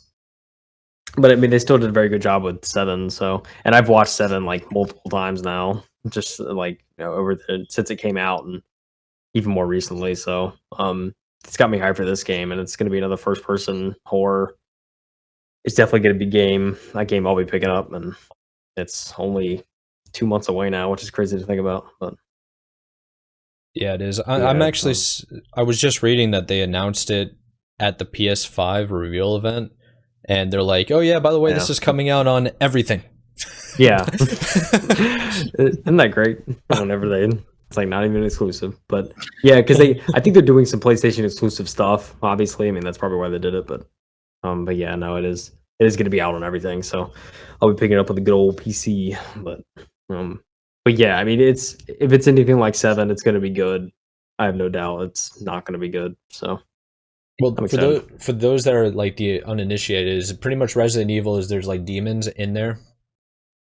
Yeah, it's like I think the way they're approaching the story now is a more like supernatural approach. So I think I had read, it may be early. It was probably an earlier concept. I don't know if they're still running with it, but it was kind of like a werewolf type, like supernatural, like. Leaning more towards that, and as opposed to like a virus or anything like that. Even though I think there might still be a virus type with this one, I have no idea. But because all before it was just like it was always tied to like some biological weapon virus that was made and infected everyone, and that's what it's pretty much always been tied to. But I don't know if they're sticking with that in this. Yeah, every time I think of Resident Evil, I think of that movie that came out based on the game. Mm-hmm. It's based on a game first, isn't it? I think so. Yeah, the game was the first thing to come, and then after that, then they made movies. It was like one of the first real video game that turned into a movie that was good. Air quotes good. I like movies that most people don't really like, just because it's like just enjoy them for what they are, you know? Yeah, and I think the movies are fairly mixed in terms of reviews. I honestly never saw the movies, but I mean, I've heard some people love them and some people just think it's dumb, but. Video game movies, it tends to be how it goes. Yeah, I'm going to be honest, the only Resident Evil I played was Resident Evil 2, which was for the Nintendo 64. And I couldn't beat the final boss because I didn't have enough ammo. and I was just stuck. You couldn't loot anymore. You can't go back. Yeah, you couldn't go back. I was like, cool. Remember when games used to be like that, and they were just like, I felt like the level like of difficulty was just different, man. It's like, yeah, I don't know, like their games back in the day used to be brutal. Yeah, I mean there was no saves or anything like that. They just didn't have the technology for it.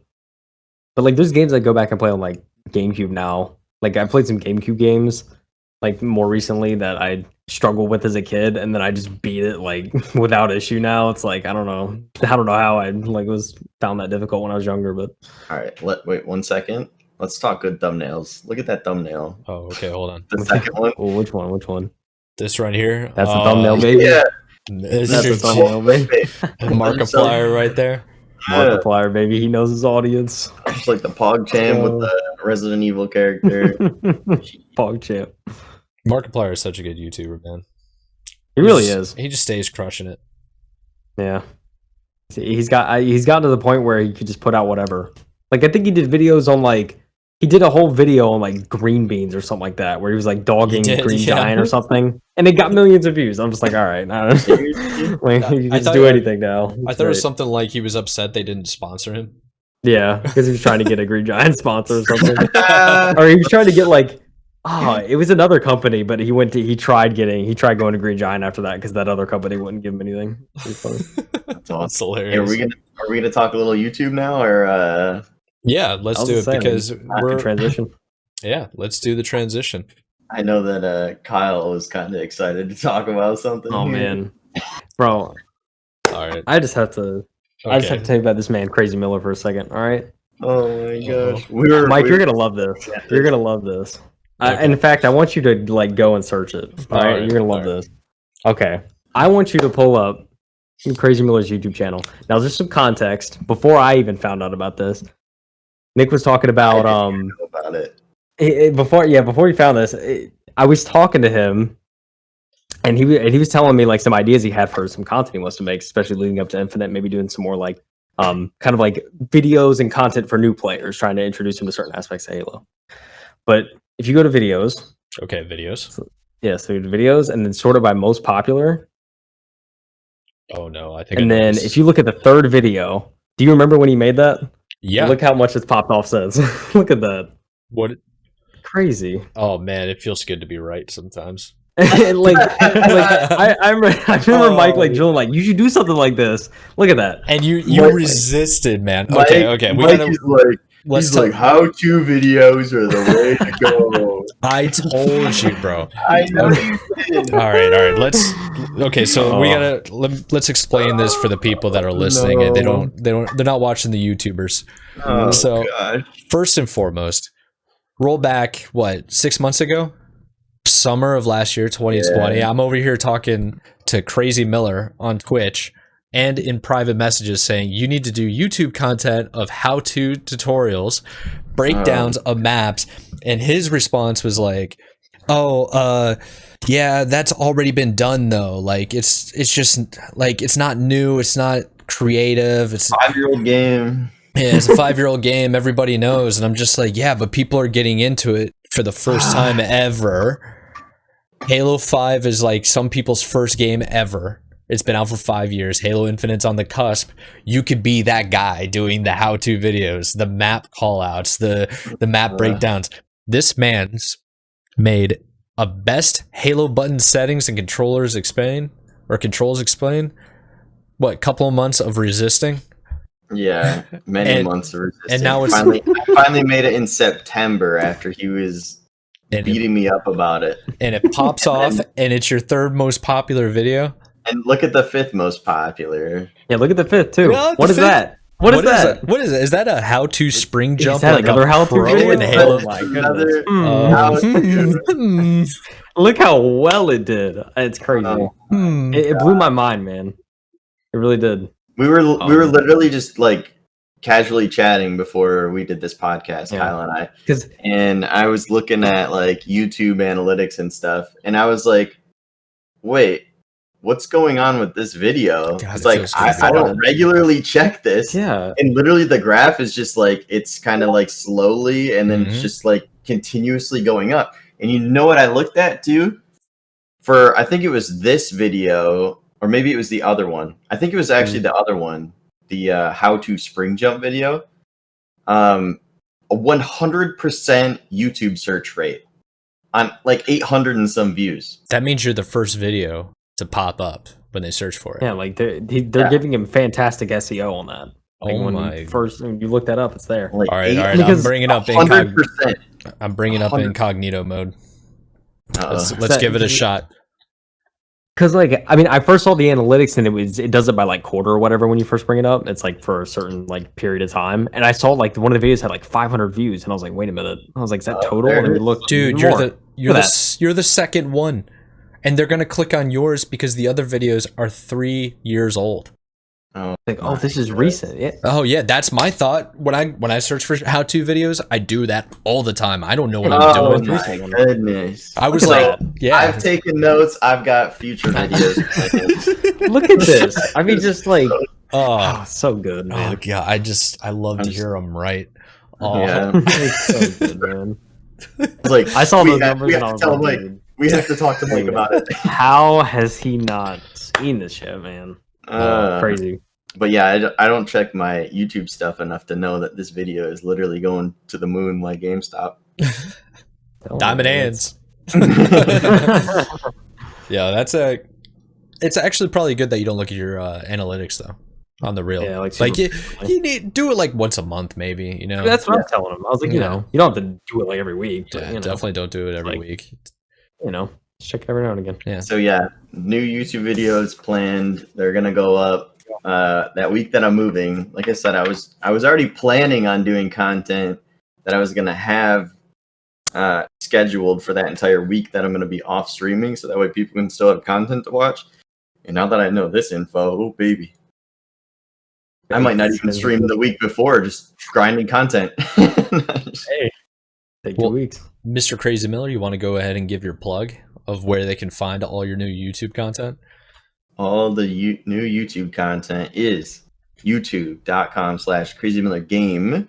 As you saw when Mike typed in youtube.com/CrazyMiller, it didn't come up because it's Crazymiller Game. I don't know why they forced my URL to be Crazymiller Game, but on YouTube I can just be Crazymiller, but I don't know. They do that.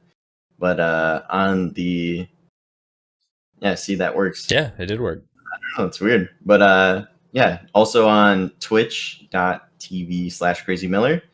You can find me live at 8 a.m. to 1 p.m. Eastern time every Monday through Friday. I will be consistent forever. I will say this is like, this man is one of the most consistent streamers like by far, dude. He is.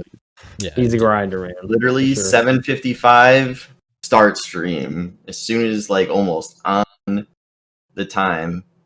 Because I mean, yeah, I mean, I would. Start, I mean, and then 5-minute screen for starting screen, so I can post it on Discord and Twitter and get chat rolling, get everyone in there, so I can say my good mornings.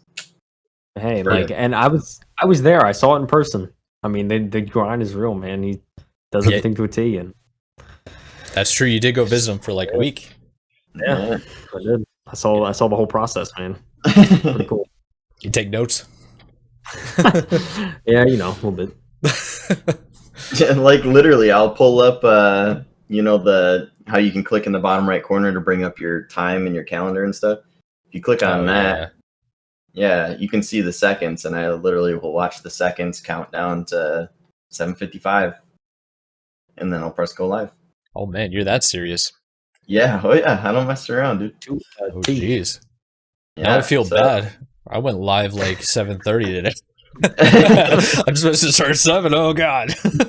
So that's why when Kyle says the most consistent, it's literally boom, is 7:55 on the dot, pressing go live, building up that hype, and yeah, 5-hour stream every Monday through Friday. Very nice. So it's I don't know, it feels good to me to feel like, you know, people have like a home, you know, like people are working, people are doing other things, and they know at this 5-hour block I can go to Crazymiller stream and go hang out with people. You know, I bet you also have like some lurkers that aren't chatting ever, but they count on you every morning. Yeah. I tell you, man. I tell you. I could speak from experience because I had a job that I was like kind of bummed out about, but I would put like Twitch on in the background and kind of listen to it like it was a podcast. And I remember the streamer, and he started streaming again, and I started watching him again, but he's not consistent. Can I guess? Okay, who? Duck Sauce. No. Dang it. Ooh. No, but that's a good guess. That's a good guess. He used to be super consistent, and then he stopped, and then he recently came back and started streaming a little bit more, and I was like, Duck Sauce is back! He's back! Yeah, I know exactly what you're talking about. No, a streamer in that same era, yes. Okay. But he played Arma 3 mod with Battle Royale. It was the first time I ever saw a Battle Royale. So we're talking like 2013, 2014. And I was listening to his stuff while I was at work. And I was just like, he streamed every morning because he lived in Germany. So it was the afternoon for him every morning for me. So I was like, let me just check it out. It was pretty good. Yeah. So I'm sure there's more people like me that watch you. Mr. KyleHeath, how can the people find you now? Oh, it's a good question. I haven't changed up that much. So, I mean, most of my socials are still Mr. KyleHeath. Even my YouTube, I mean, you see in the URL there, I mean, it's still Mr. KyleHeath, even though I changed that to KyleHeath. And on Twitch, my Twitch is now twitch.tv/KyleHeath, because I actually found out recently that my actual name was available. So, and I wanted to make Twitch kind of a more personal platform for me, especially if I'm like talking in chats. I want people to just call me by my name. Unless the OGs know me by Mr. KyleHeath, that's fine. I don't know, it doesn't bother me. But especially for like newer chats and stuff like that, or if I'm like just in the community a lot, I'd rather people just refer to me as Kyle. So I decided to change the name, and I will have to rebrand some other stuff. But but yeah, I mean, that's like the only social that's really KyleHeath. Everything else is Mr. KyleHeath, pretty much Twitter, everything. I honestly still catch myself like stumbling too, because I've called you Mr. KyleHeath for like ever. So I'll start to like reference you, and I'll say Mr. KyleHeath. It's like, I mean, can't call him KyleHeath anymore.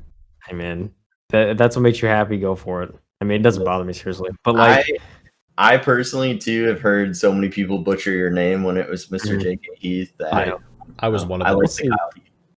Yeah, I mean that's part of the reason I changed it too, is because if I go into new chat or like I follow, subscribe, donate, whatever, like they're just like Mr. or like Mr. J. Like it takes a while to kind of decipher it, but I'd rather just be straight up Kyle at this point. So that's why I went with it. Yeah, it's definitely gonna stick for sure. Yeah, and the more I've started to realize too, it's like because.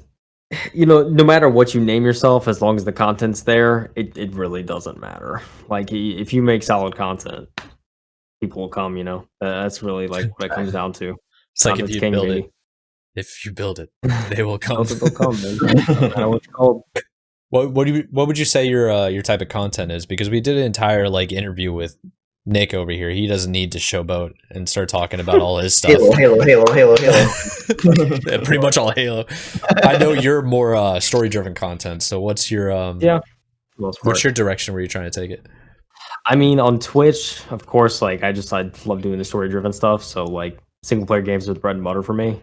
I'll do multiplayer stuff, and I of course have done that in the past. But I think for the most part, like single-player is really my alleyway. So I stick with that. And then, when it comes to like YouTube, to be honest, I'm kind of still trying to like figure out really what I want to do on YouTube. It's very much like, it's part of the reason I haven't like posted in a while, because I'm just trying to like brainstorm some different ideas, and I have some other stuff that's coming up that I've been planning. So I'm going to try some different stuff, not too different, but still in the realm of gaming for sure. But yeah, I mean, because I was doing the review thing for a while, and like I kind of still may like kind of stick to that because I do enjoy like talking about games. So it's something I don't see myself like getting away from, at least anytime soon. So yeah, just, the good old video game single player type of content's the one for me. So I just feel like you know it, that we talked about it a little bit, Kyle. It's kind of tough, you know, when you're doing YouTube content, like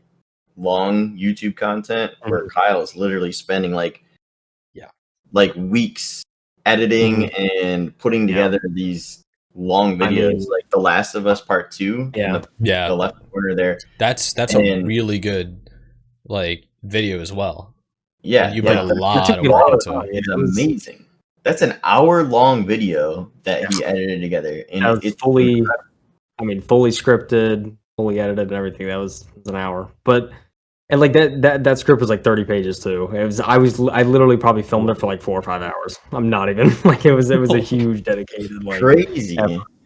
Like, but it's one of those things I don't like. And I was telling Nick about this too. Like I'd realized too. Like I mean, I don't really focus on numbers. I just like making content I want to make. But I couldn't help but notice, like, especially more recent videos I'd made, like back in November, where it was like, these 10-minute, like short, like, sub 10-minute videos where it's, I'm just like, I talk about one topic, leave it very short and sweet. And then that's about it. Like, those videos, especially like, and it could have been like a title thumbnail thing, but they perform better, especially quicker than like the Last of Us review did. And like, I dedicated a solid like month to making that video, and like I made the other videos in like 2 days, and they did better. So it's like, it's like, I mean, I enjoyed making it, and I definitely don't regret it, because I'm very proud of that video still. But it's like, this shorter content, I think I see YouTube starting to kind of stray to shorter content too, especially in like recommended feeds. I've been getting clips that are like 30 seconds in my recommended, and it's crazy to me. So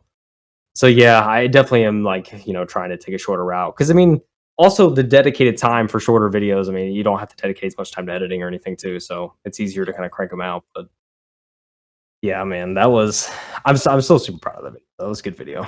I'm happy with it. Yeah. I love all of Kyle's content. His editing and everything is just fantastic. Yeah, you're super clever. Absolutely clever. And like, I mean, when it comes to editing, I edited stuff like COD montages and stuff, like very bad ones, like back in 2010 and 2011 and stuff like that. So like I kind of had that like editing background a little bit. So it, kind of like stirring those gears again last year. It really it wasn't too hard for me to pick it up and even experiment with stuff too that I haven't done in editing before. I try to change it up a little bit and do stuff that I haven't, and learn new techniques and stuff. And I try to do that with every video. I mean, I even did like I've done some editing for like a friend of ours, Zydos, that he does like Rocket League content, and I've helped him with his montages, and we put out a couple, and I did the editing on those, and like everything I do, I try to do something different. So I gotta keep it interesting. I love it. Yeah, it's a good idea to do your own editing, at least when you're first starting out, because you can always relate to anybody. Like if you pop off, you can always hire somebody. But it's really good to know and enjoy editing, because you can transfer that to like another job as well. Yeah, I mean, exactly. It's a skill, and like as this industry grows, there's more like ancillary positions that are going to be needed, like editor, manager, like stuff like that. So it's definitely a nice skill to start learning. And if the whole content thing doesn't work out, hey, I could just do some content for someone else. I don't know. Yeah, I don't know, but I find enjoyment in it, and it's always fun making my videos. Dude, Kyle, is this the one where they had to like freak out in the video? Coming up here, actually. It's coming up. Is this I it? feel like I just like take a butter knife. This part right here. Oh my God. Yeah, look at his edit. Oh my God, dude. All right, this is my favorite part of all of Kyle's videos. I kind of planned that one too. That's the funny part. I actually kind of wrote that. Yeah. All right, so give a little context. What part in the game of Last of Us Part 2 is this? This was really early on. I mean, you could see in the video even like this is very early on in the story. But like you could tell that the two characters in the game, there's like some awkward like sexual tension. And it's like you can tell like that they really like each other, but it's like so like they're in this balcony scene and they talk real briefly, and then there's this really long pause where they're just kind of like looking at each other like, just like, what do I say? Like I want to keep the conversation going type thing. And so it's like this really long, awkward pause, and so it was like the perfect moment. It was just like this is the best edit. It's my favorite. All right, we'll explain it after for the listeners. There's so much like awkward silence between these two. Do you have your tab muted? No. I don't know if we can. I can feel like I just Discord. like take a Might not butter be able knife to and hear just fucking cut Look that at- off in silence. Visit a grocery It's just store, some like and really slice it. jolty edit. You together, basically, yeah. Oh, this is because I'm not sure. Yeah, we'll worry about that later. But basically, what was happening was you're in front of a green screen, sitting down at your chair, and Yeah, that one right there. yeah, yeah, in the shot. And so what you did was you grabbed the character yourself, picked him up, and then had like doing the saw motion as a butter knife. Yeah. So as I'm like chopping, Like it's cutting the tension with it the was knife. such a dumb edit. And that's the one that like everyone loved. It was so funny. Well, that's It the was- You know, it's clever, and I think the whole like, because I know you were saying you didn't like your camera or something like that. I was like that's the quality, like that's the character of it. You know what I mean? Like sometimes like leaving in a bad edit or like if you mispronounce a word in the story, if you leave that in there, it can seem more real. yeah, you know? exactly. More I relatable. mean, you could play all of it too. I mean, that's what's it. Like, if you mess something up, I mean, and Yeah, whatever. you edit it properly, you make it funny. I mean, that just adds to it. So, but yeah, That's why I mean, I love watching Kyle's videos when he does like silly stuff like that just in the middle of it that you're not expecting at all, and then you just bust out laughing. I'm pretty sure I like commented on it like, "Oh my gosh, that's the funniest thing I've ever seen." Like, There's For like- sure, you're probably in. oh my god! Well done. Butter Butter knife. First thing you had, gurgling had me Yeah. laughing so hard. Yeah, I mean, because a big thing about editing too, I think a lot of people try to get into editing and they don't want to edit because it's like, oh man, it's like the most grueling part of the content creation process, and it's like, oh, I don't want to do it. But Yeah. like, Just call me out. Just say Crazymiller. Say you it can, to like, everybody. look, you can, like, seriously, you can find fun in it. Like, and there's things like when you're going through an edit, like, and you're piecing everything out, and like as you're going, you may think of something on the spot that you can do with this clip. Like, oh wait, this would actually be kind of clever. And then you make it, and then once you make it and look at it, you're like really proud of it. You're like, okay, that's kind of cool. I never would have thought of that like before actually sitting down and making it. I mean, you could be really creative with it, and that's like the fun in it, is just trying to be creative. Yeah. Yeah, I know exactly what you're talking about because I've had a couple edits where I'm just like, this is gonna pop, and then you throw it onto Mhm. like TikTok and it does hit, and you're like, Mhm. oh, this is awesome. I got like, I'm not crazy. I thought this was gonna be an awesome, funny joke. People enjoy it. But show it to your friends, they're laughing too. It's like, yeah, I know exactly what you're talking about. Yeah, man. I mean, it's and some stuff you, of course, you just think on the fly. Some stuff's planned, but I mean, that's just you just be creative with it. That's the biggest thing about editing. That's what keeps it interesting and makes you want to continue doing it. It's just you just try to be as creative as you can. And that's the where I biggest thing. struggle because I am not very creative. Yeah, well, I mean, the only way you can get creative is you keep doing it. Yeah. That's It's a skill. Figuring it You out. can learn skills. Yep, sure can. facts. All right, gentlemen, I'm going to go ahead and not keep you any longer. We've been on here for quite some time, and it's getting awfully late. We're all in the same time zone. We need to get some sleep. So, I'd like to thank Crazymiller and KyleHeath for coming and joining the podcast. Absolutely. And hope to see you next time. Appreciate you having us, man. Yeah, thanks for having us. Seriously, Mike. I appreciate it, man. It was fun. Of course, Even if man. we're not podcasting, we need to do this more often. Yeah, I agree. Straight up. True. Very true. All right. Thank you, gentlemen. Take care, brother.